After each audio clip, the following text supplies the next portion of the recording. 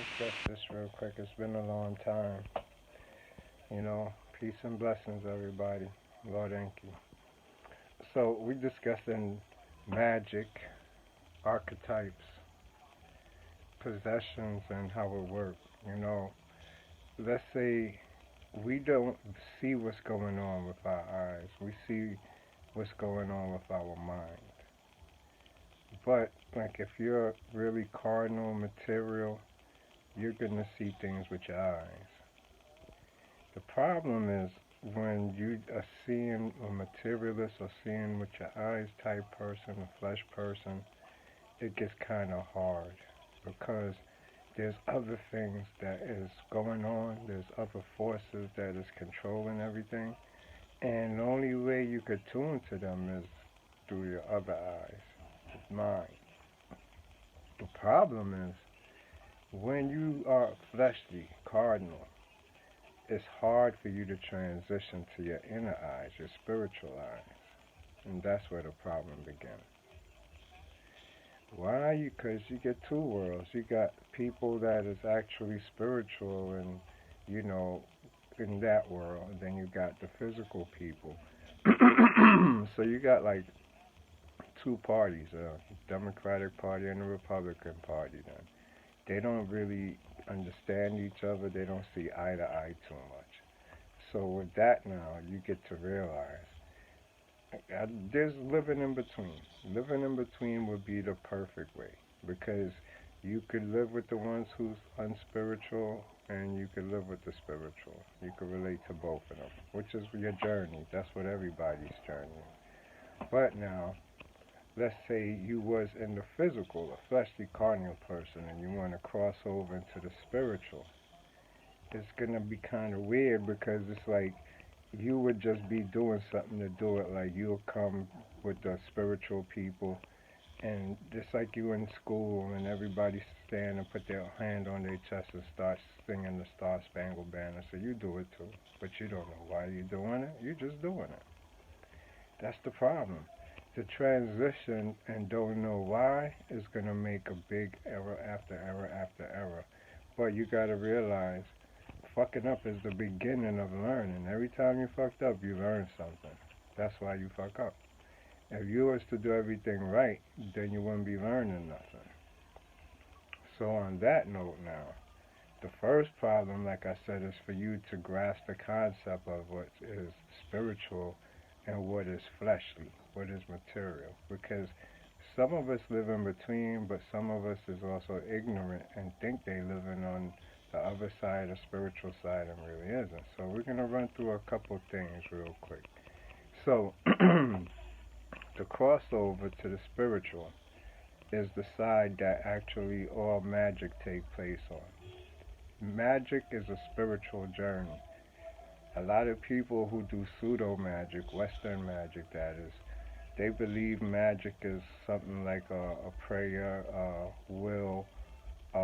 You could just write something on a piece of paper, wear a sigil, probably get a hat and a magic wand. You also got libations and sacrifices or buying a statue and praying to it. None of those is the right way. That's Western way. You see, when you was to be initiated, you wasn't being initiated to be like in Egypt, I'm saying now, where we starting off. But we could go further back because initiation didn't start in Egypt. I'm gonna correct myself. It started in the tribal areas, mostly the West African tribes, such as the Beni, Zulu, Igbo. These tribes now, they had an initiation where they would take the young kids, the boys. It's a boy thing at first. I'm gonna explain to you. The mother raised the boy and the girl until the boy gets like around 3 years old. This used to be in the African tribes, you know. And at 3 years old, the boy is then handed over to the father, and the father takes him for a few days, and he goes on his right to manhood. It starts at 3 years old. When he comes back from whatever time that he spends with the father, he's part of the community now. It's like he become military, where he protects the community. He hunts for the community. and he's there to defend the community. So when he comes back, the mother, she don't see him the same little boy that he is. Now he has some type of prominence in the community, and it's their typical style was to actually honor him in a way that is weird. We wouldn't probably, think it's more realistically correct, but it was in our ancestral days, which is this boy now, he has to disrespect his mother, shun her, push her away, have no respect for her, in the sense, not like, being disrespectful, but it's like, you can't talk to me, woman.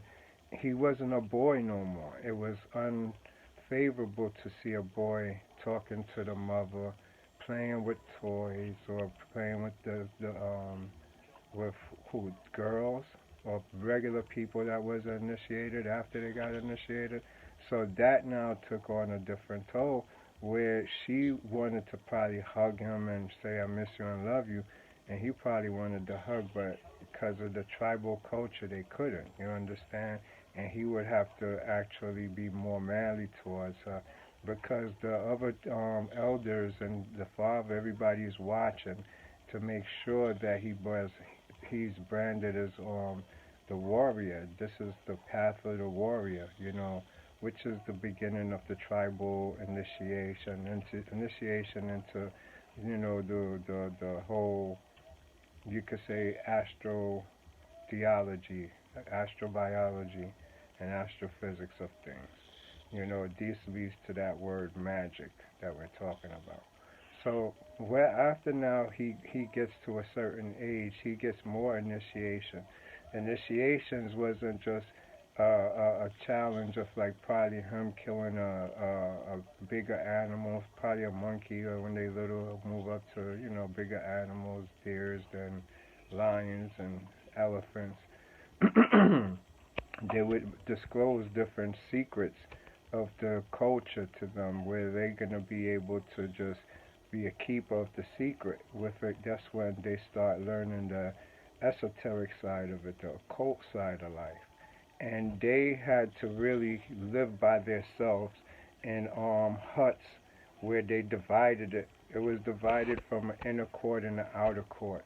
And in the inner court, you would have more of the married people and people of a higher social class. Social class was how many animals you had. The more cows or horses, whatever the animals, the more money you had. And so the outer circle, they kept everybody else. They'll bring in, other people who want to stay with them, or when diplomats or other tribe chiefs come by, they'll have sleeping areas, but it was really men quarters and women quarters. The women and men didn't stay together. And when a woman was on her cycle, she had to stay in the outer court. So that was really the caste system that started in the tribal business of life, Semitic life. And when discoverers came and saw the system, they incorporated it into their system. It goes deep into, from their rituals. They had different rituals for the initiation, such as beating on drums. They'll come in at 3 years old, get the child first by having a circle come around and they dance, the whole community. Because sometimes it's a community affair when they know, because the father would announce it at some big dinner, and then when the day comes, they'll be all making a circle around outside. They'll dance around, throw up dirt, and the drums will beat. And part of some of the rituals, they would actually now have the initiate, which is the boy, go into a state of a trance as the drum is beating to a certain beat. And this now is going to bring certain different types of archetypes down on him. This is important because this is where you will get your powers from, your ability, from the different, you could say, egos of the subconscious. Everything in this world is created through your subconscious. The one thing we got to realize, the astral world itself is a creation of our shadow side. So is the stars and the darkness of space. Space itself is a creation of our own thoughts, our unconscious thoughts, that is. That's why that's called the unified field, and it has many levels to it. So on that note now, they would use the Orishas, really. Before we could understand how the Orishas, it's not just something you just say. The Orishas would be like what we call archetypes, right? Let me explain archetypes real quick to give you a quick overview. Archetypes are actually um, symbols that was here before we was here as human beings, as shadows before even then.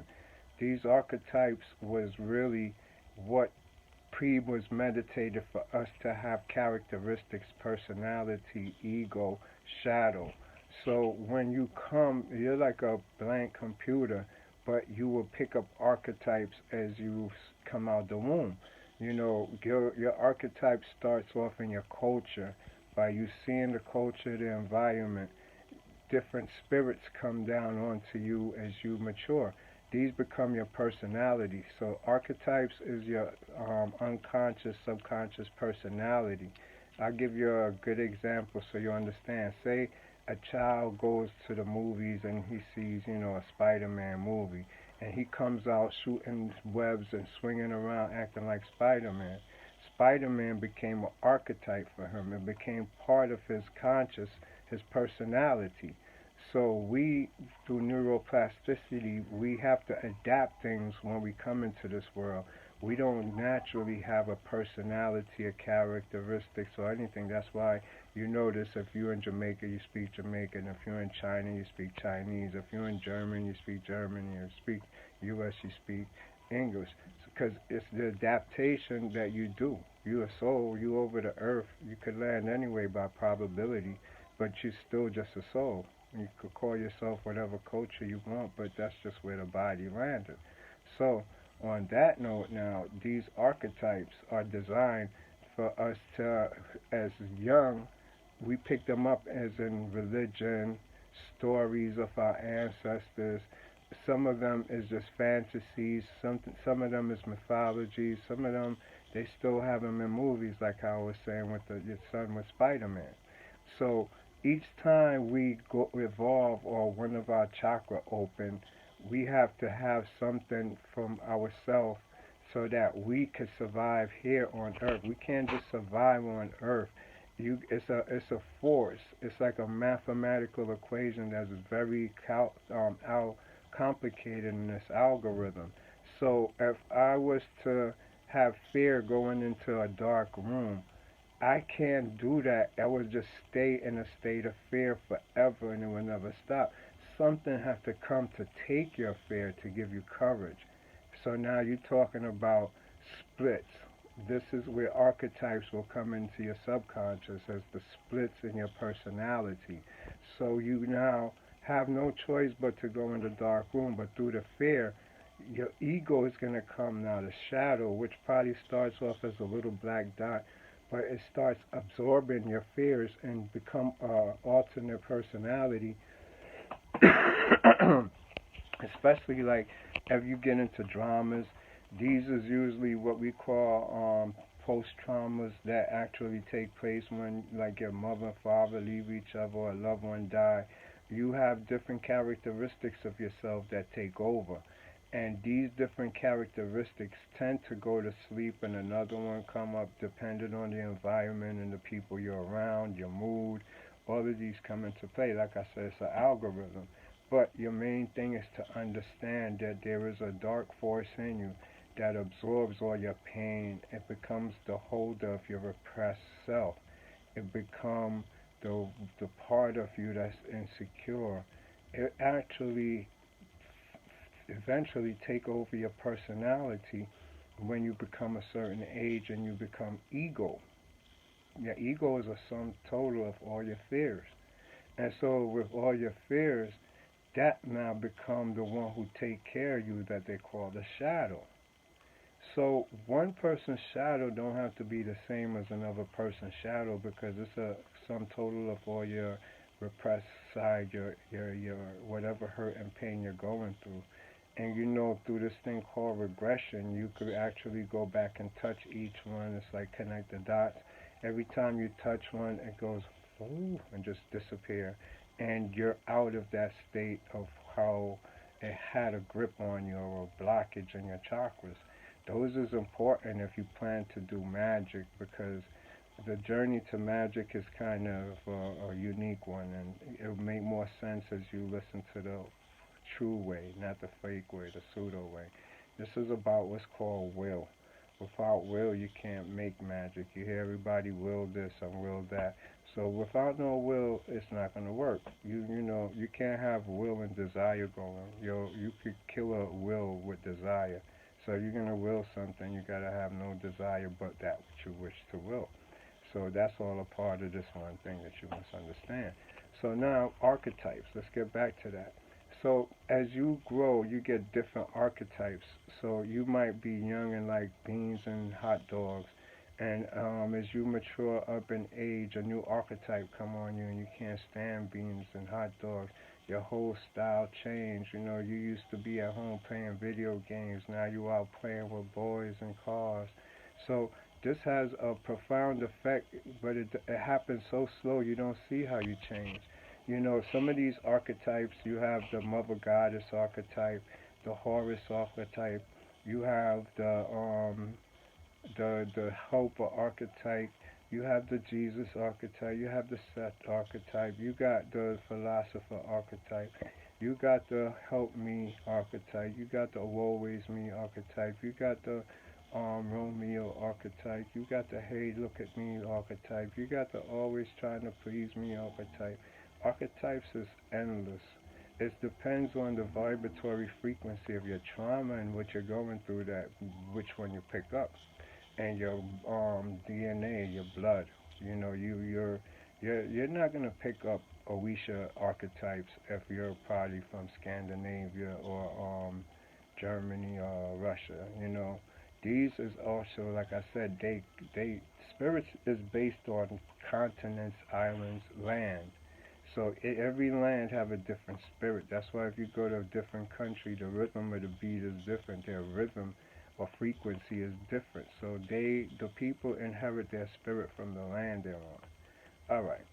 So when you have an archetypes, Jesus is an archetype because he's also Bacchus, he's Dionysus in the different culture, he's Apollonius of Tyre in another culture, he's Horus in the beginning. Or if you go into Africa, they already had those stories. I go to one of the early ones with the Nigerians, West Africa. You got Shango. Shango was the first sun god, really, I think, documented. And so when you see the story of the sun god Shango, you see the story of Horus, you see the story of Jesus, you see the story of Bacchus, you see the story of Hercules, you see the story of Samson, and you see the story of Solomon. All of these is the same people, but just have a different culture behind the story, so they switch it. Now, you got a funny thing here, because you would think one plagiarizes the story from another one. But no, this still goes to magic. There's magic